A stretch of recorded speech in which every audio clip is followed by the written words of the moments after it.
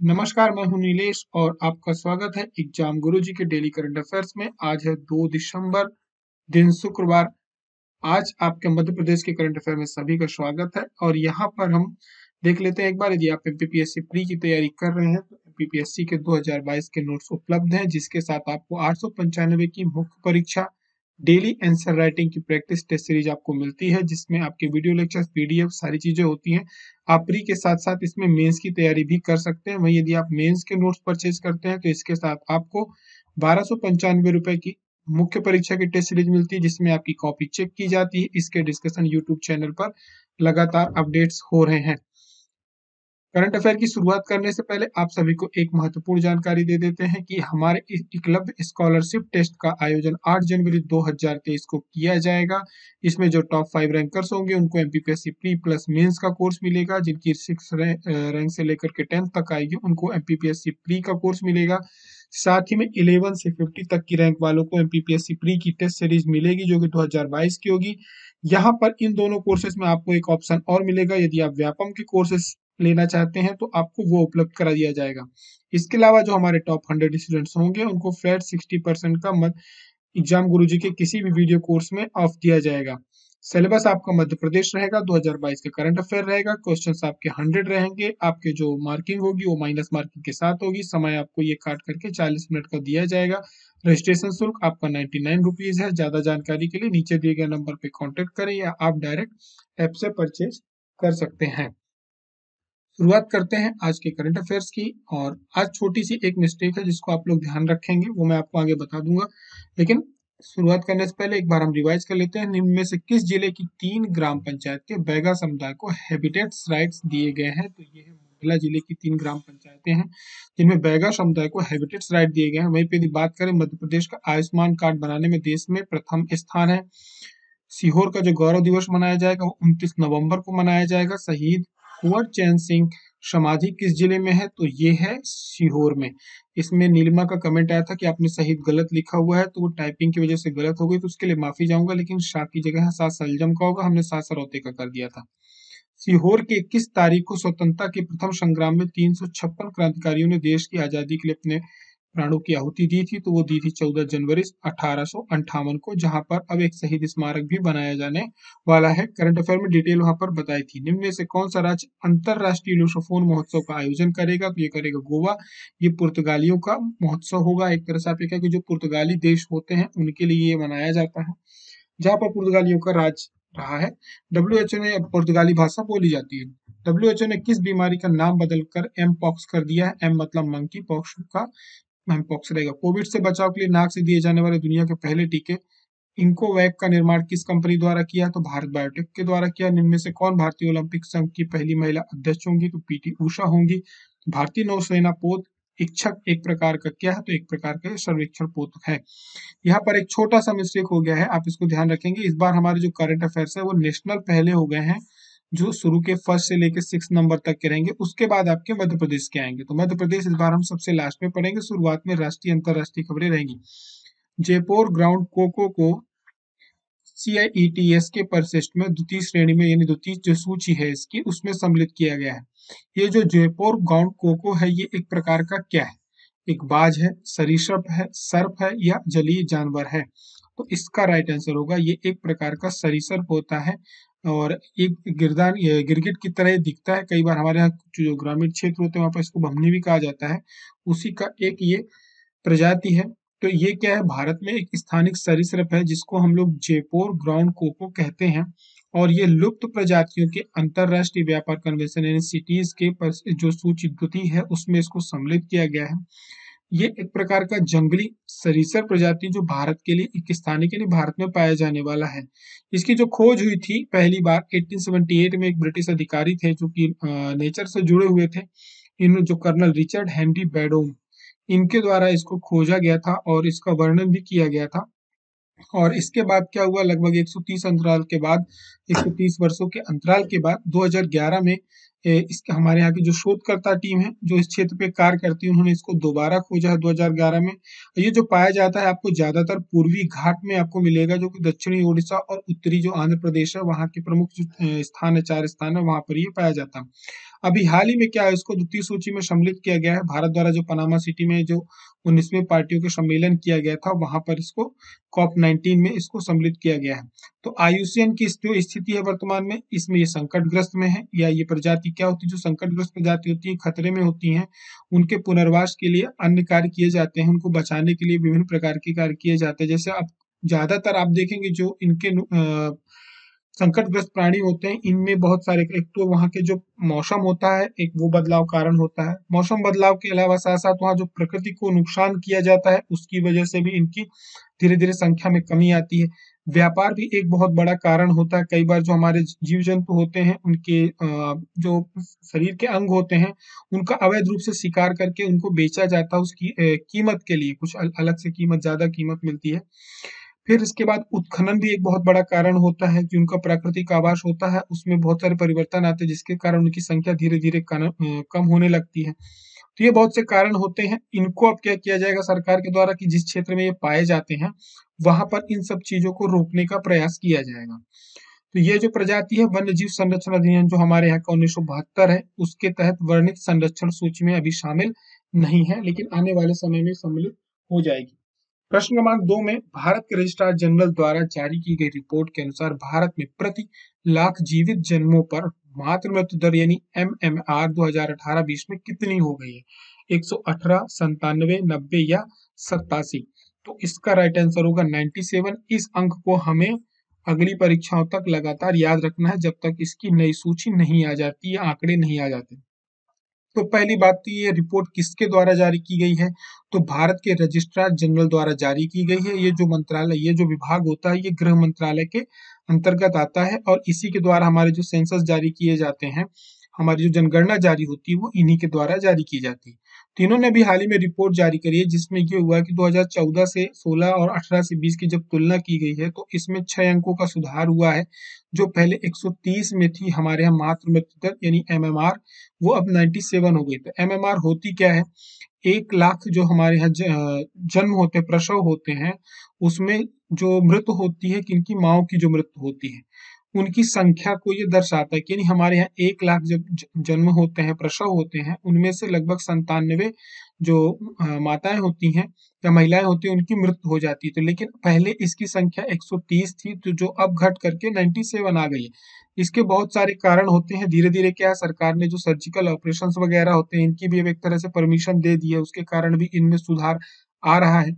यदि बात करें यहाँ भारत में प्रति लाख जीवित जन्मों पर 100 में से कम MMR के लिए राष्ट्रीय जो स्वास्थ्य नीति का लक्ष्य है, उसको पूरा कर लिया गया है, और सरकार का लक्ष्य है कि 2030 तक प्रति लाख जीवित जन्मों पर हम 70 से कम के MMR पे प्राप्त कर लें, MMR के सतत विकास लक्ष्य को प्राप्त करें। तो यहाँ पर 2 बातें याद रखनी है। पहली तो जो वर्तमान 2018-20 की रैंक है, वो है, जो रिपोर्ट है उसमें 97 हमारा है आंकड़ा, लेकिन जो सरकार का लक्ष्य है वर्ष 2030 तक, ये 70 से कम पे लेकर के आना है। जो 3 उच्च MMR वाले राज्य हैं, उनमें हमारे लिए थोड़ा सा परेशान करने वाली बात है। उनमें ये है कि जो सबसे उच्चतम स्तर पर है, वो असम है, वहां पर 195 है। वहीं पर दूसरे नंबर पर आता है मध्य प्रदेश, जहां पर 173 है। यानी जो हमारा 2030 का लक्ष्य है, उसमें आज की डेट में 100 प्लस है। ठीक है, हमारे देश का जो लक्ष्य है सरकार का, वो 2030 में 70 से कम लाना है, लेकिन मध्य प्रदेश को उसके लिए बहुत मेहनत करनी पड़ेगी, क्योंकि हमारे यहाँ अभी 173 है। वहीं उत्तर प्रदेश में 167 है प्रति लाख जीवित जन्मों पर। और बात करी जाए यदि सबसे कम MMR वाले राज्यों की, तो इसमें आपको मिलेगा केरल, जो आपको ज्यादातर मिलेगा, इसमें 19 है, 19 है। उसके बाद महाराष्ट्र है, तेलंगाना है। यानी ये ऐसे राज्य हैं जो जहां पर सबसे कम मृत्यु होती है। जिन राज्यों ने सतत विकास लक्ष्य यानी SDG जो इंडेक्स है, उसको हासिल कर लिया, तो उनमें आपका एक तो केरल रहेगा ही, फिर महाराष्ट्र भी रहेगा, तेलंगाना है, आंध्र प्रदेश है, जिनका आपको आंकड़े 70 से कम मिलेंगे। तो तमिलनाडु, झारखंड, गुजरात, कर्नाटक, ये सभी जो है 70 के नीचे हैं। यहाँ पर एक ये लिस्ट दी गई है। तो मध्य प्रदेश के बाद छत्तीसगढ़ है, फिर उड़ीसा है, राजस्थान है, उत्तर प्रदेश है, उत्तराखंड है। यानी हमारी जो स्थिति वर्तमान में असम, बिहार, झारखंड यानी ABG के बाद मध्य प्रदेश की है, यहाँ पर 173 है। वहीं पर देश की 97 है। हमारे यहाँ जो मैटरनल मोर्टेलिटी रेट है, वो इंडिया का 6.0 है, वहीं मध्य प्रदेश का 15.3 है, जो वर्तमान में आप देखेंगे सूची में सर्वाधिक है। आगे की तरफ बढ़ेंगे और बात करेंगे प्रश्न क्रमांक 3 की। स्टेफनी फ्राबोट जो कि पुरुषों के विश्व कप में यानी जो फीफा वर्ल्ड कप चल रहा है उसमें पहली महिला रेफरी होंगी। तो ये किस देश की रहने वाली? नाइजीरिया की, जर्मनी की, फ्रांस की या स्पेन की? तो इसका राइट आंसर होगा ये फ्रांस की रहने वाली है। इसके अलावा भी इन्होंने कई जो पुरुषों के फुटबॉल मैच होते हैं वहां पर भी ये रेफरी रही हैं। तो ये जो स्टेफनी फ्रापोर्ट हैं ये जर्मनी की रहने वाली हैं और ये पहली महिला रेफरी होंगी जो कि फीफा के वर्ल्ड कप में मैच का क्या करेंगी? अंपायरिंग करेंगी, रेफरी रहेंगी। ठीक है, इसके अलावा ये जो टूर्नामेंट चल रहा है फीफा का ये कहाँ पर चल रहा है? ये चल रहा है कतर में। अब ये जो 2 दिसंबर को मैच होने वाला है जर्मनी कोस्टा का उसके बीच खेला जाएगा, वहां पे ये रेफरी रहेंगे। इसके पहले इन्होंने 2019 में भी फ्रांस की जो लीग मैच होते हैं वहां पर भी ये पहली महिला थी। इसके पहले उसी वर्ष इन्होंने देश में पहले हुए महिला विश्व कप फाइनल की भी कमान संभाली थी। और फ्रॉपर्ट ने 2020 में जो चैंपियंस लीग और पिछले सीजन में जो फ्रेंच कप फाइनल हुए थे वहां पर भी लिवरपूल और चेल्सी के बीच में ये फाइनल रेफरी रही हैं। प्रश्न क्रमांक 4 में देखें तो बीआईएस ने भारत के शीर्ष 6 इंजीनियरिंग संस्थानों के साथ एक ज्ञापन यानी ओएमयू साइन किया है। इनमें से मध्य प्रदेश का कौन सा संस्थान है? जो देश के 6 संस्थान उनमें से एक मध्य प्रदेश का भी संस्थान है जिसके साथ इन्होंने ओएमयू साइन किया है।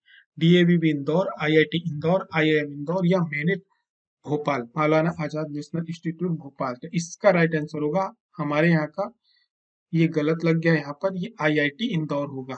बी इसका राइट आंसर होगा, ध्यान रखेंगे।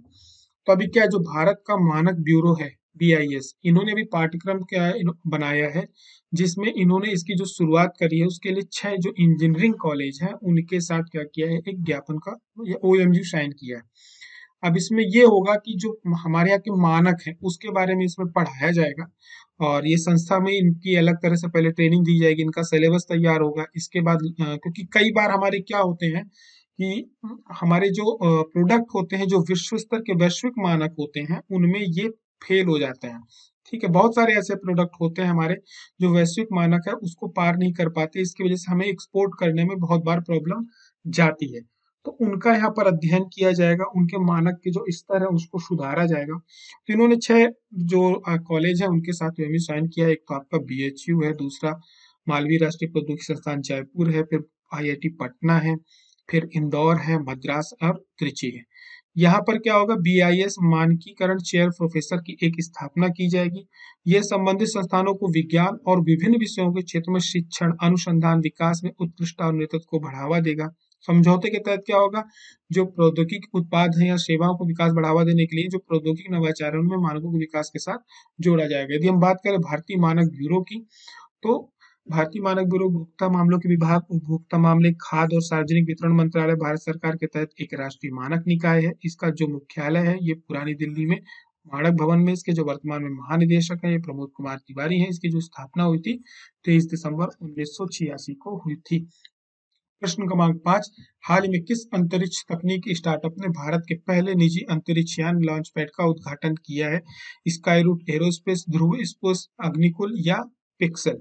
तो इसका राइट आंसर होगा कि ये जो किया है ये अग्निकुल ने किया है। डिटेल्स यहाँ पर देख लेते हैं। देखिए जो ये जो शुरुआत की गई है ये चेन्नई में हमारा जो अंतरिक्ष तकनीक स्टार्टअप है अग्निकुल कॉस्मोस, इन्होंने श्रीहरिकोटा में जो हमारा सतीश धवन अंतरिक्ष केंद्र है यहाँ पर पहला एक निजी लॉन्च पैड क्या कहते हैं लॉन्च किया है।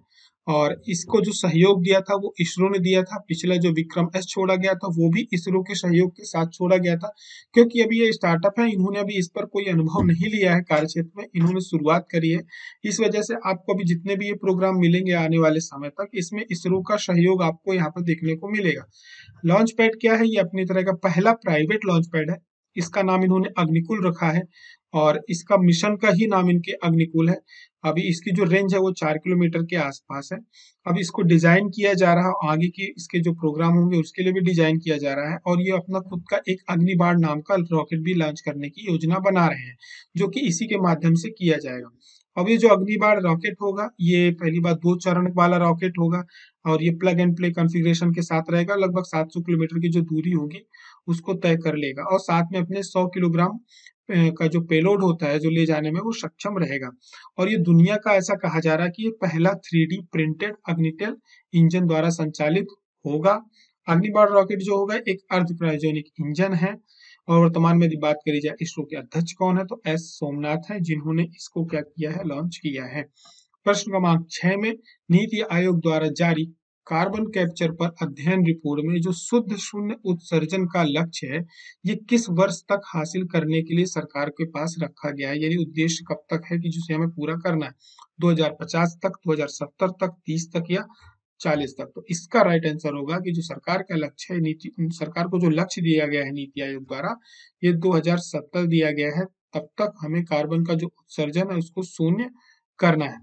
तो देखिए जो नीति आयोग है इसके द्वारा भी रिपोर्ट जो जारी की गई है, इसका नाम रखा गया carbon capture utilisation and storage policy framework and its deployment mechanism in India.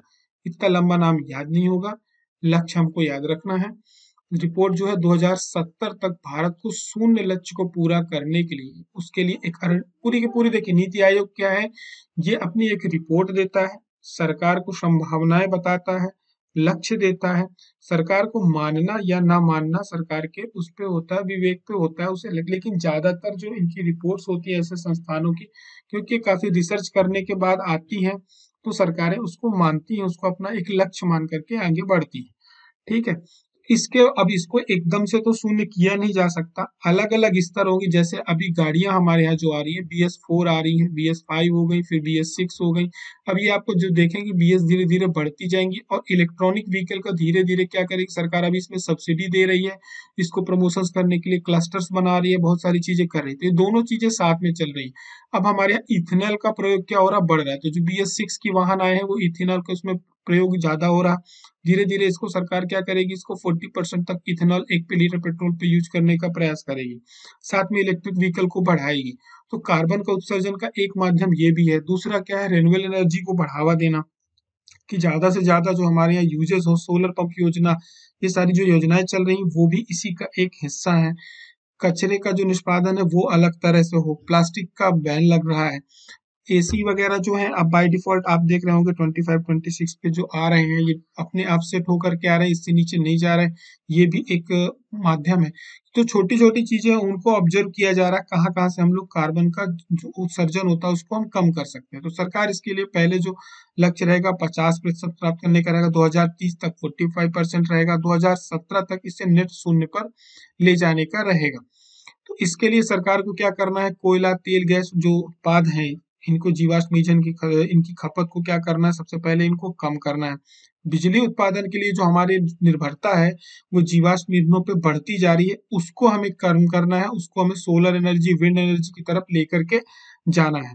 अब जो CCU कैप्चर है, इसमें क्या है कि जो कार्बन डाइऑक्साइड को जो उत्पाद होते हैं, जैसे आपका यूरिया हो गया, खाद्य पेय पदार्थ में एप्लीकेशन हो, निर्माण सामग्री में जैसे कंक्रीट वगैरह का यूज किया जाता है, रसायन में मेथनॉल और इथेनॉल का प्रयोग किया जाता है, पॉलीमर का किया जाता है जो प्लास्टिक्स वगैरह हमारे बनते हैं। तो इनके सबको धीरे धीरे क्या करना है, इनको उत्पादों को यूज को कम करना है, इनका प्रयोग कम से कम किया जाए।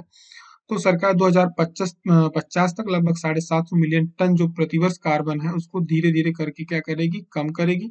और इसको इससे फायदे भी होने, इससे हमारे यहाँ रोजगार के भी क्या अवसर पैदा होंगे, क्योंकि जब ये चीजें बंद होगी, प्रदूषण बंद होगा, तो इसके साथ नए अवसरों का भी आप क्या बोलते हैं, आगमन होगा। जैसे इलेक्ट्रॉनिक व्हीकल है, ये एक तरह से नया अवसर है। ठीक है, अब इलेक्ट्रॉनिक व्हीकल को जिस प्रकार से आगे बढ़ा रही, सोलर एनर्जी, ये भी एक क्या हो रहा है कि यहाँ पर एक नवाचार हो रहा है, लेकिन इसके साथ में रोजगार सृजन भी हो रहा है।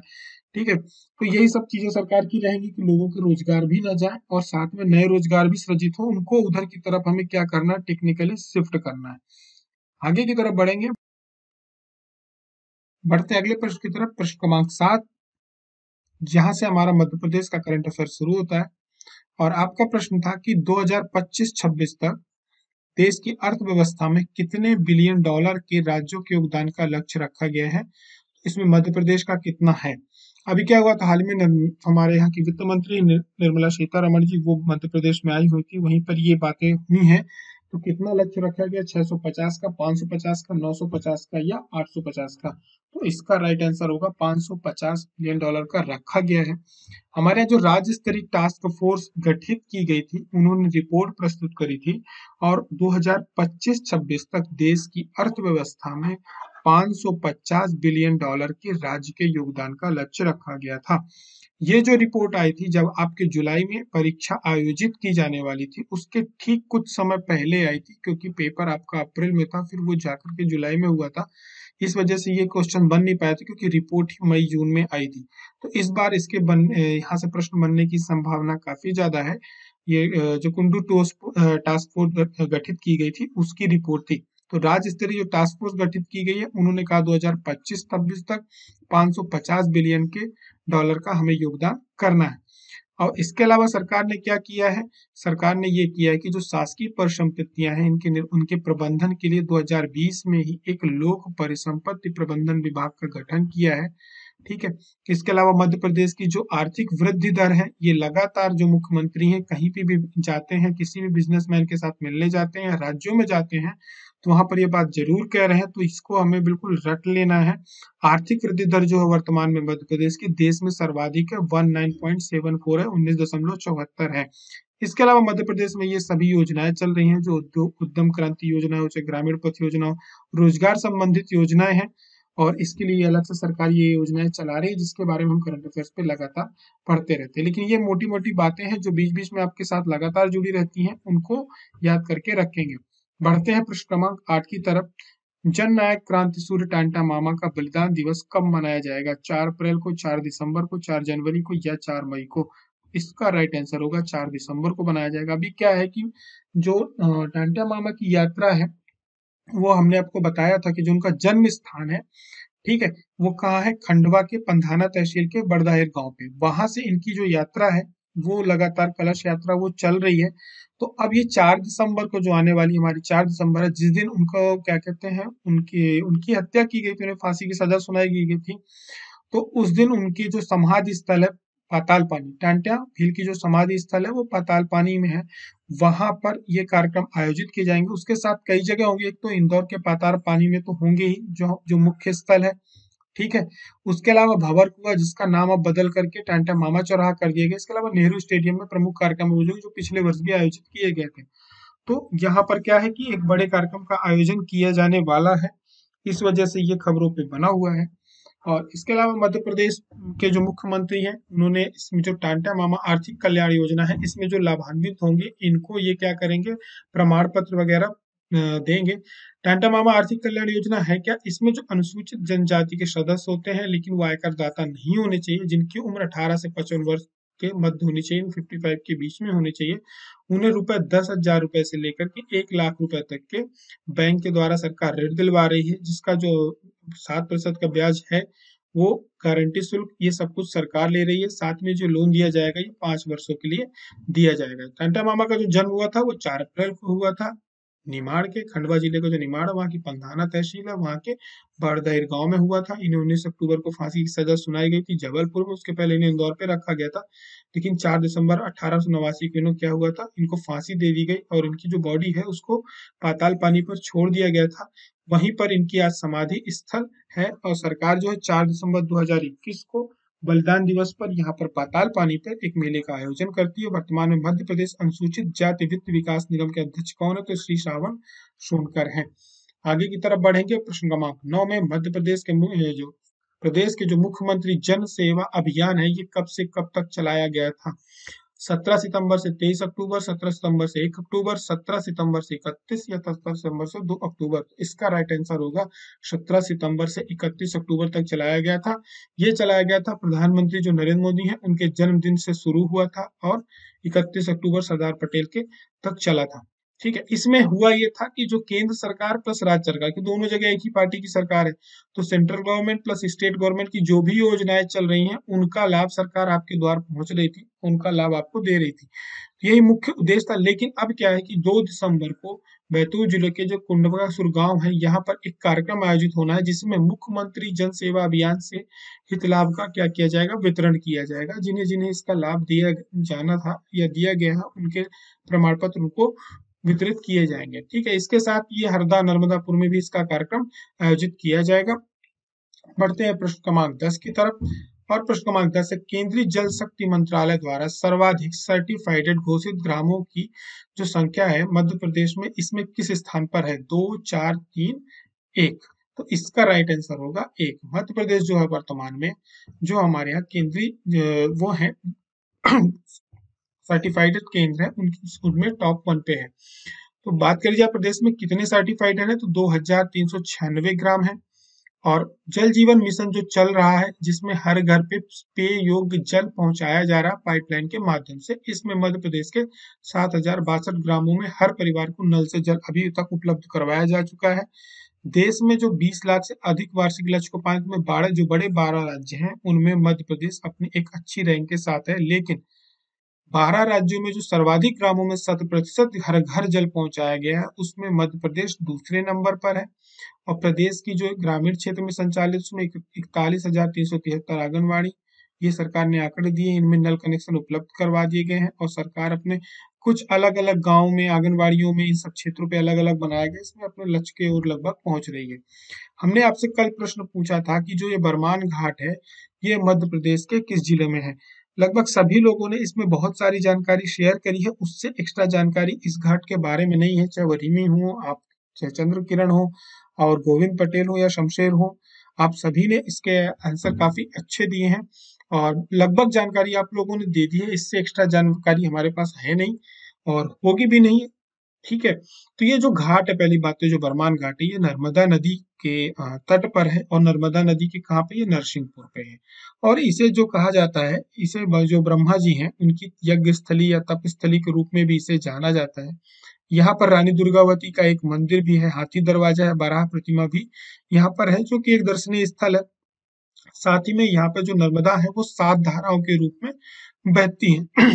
यहाँ पर मकर संक्रांति में से लेकर के बसंत पंचमी तक यहाँ पे बरमान घाट पे एक मेले का आयोजन किया जाता है। हमारे यहाँ जो मकर संक्रांति का जो समय होता है ये ज्यादातर मेलों का ही समय होता है। लगभग जो हमारे भी तीर्थ स्थान है या जो बड़े धार्मिक स्थल है, बहुत सा जो स्थान है वहाँ पे ज्यादातर आपको मेले मकर संक्रांति, ये ठंड के जो ये जाने का सीजन होता है और उसी के समय पे आपको मिलते हैं। होली से लेकर के इधर पीछे की तरफ आप बात करें तो जनवरी से लेकर के मार्च के बीच में ज्यादातर मेले इसी समय पे लगते हैं।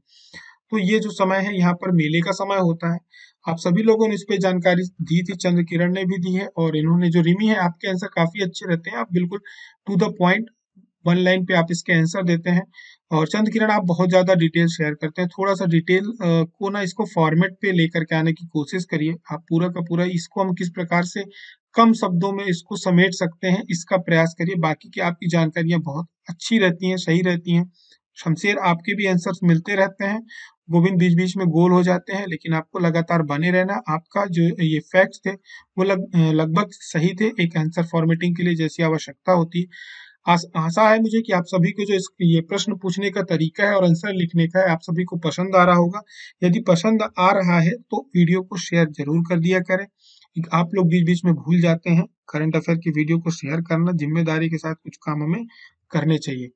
आज का प्रश्न आप सभी के लिए, मध्य प्रदेश के राजभवन को आजादी के पूर्व किस नाम से जाना जाता था? ये मेरा पढ़ाया हुआ प्रश्न है, इसमें गलती मत करिएगा।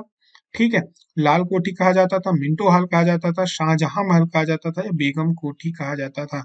इसका राइट आंसर नीचे देना है और जो भी कहा जाता था, जिसने भी बनवाया उसके बारे में कुछ बातें हमें यहाँ पर लिखनी है और कोशिश करनी है कि उसे हम बहुत ज्यादा डिटेल्स में ना जा करके उसे हम to the fact to the line point हम उसको लिखने की कोशिश करें। जिनके आंसर राइट होंगे एग्जाम गुरु जी उनको हार्ट देगा, जिनके सही होंगे उनको लाइक देगा और जिन्हें हार्ट दिए जाते हैं उनके आंसर आप लोग पढ़ा करें और लाइक जरूर किया करें। करंट अफेयर पसंद आता है तो उसको शेयर जरूर करा करें। कुछ सुझाव हैं आपके तो नीचे का कमेंट बॉक्स ओपन है और आप सभी का स्वागत है सुझावों के लिए, या कुछ शिकायतें हैं तो उसके लिए भी कमेंट बॉक्स ओपन है, उसके लिए भी आप सभी का स्वागत है।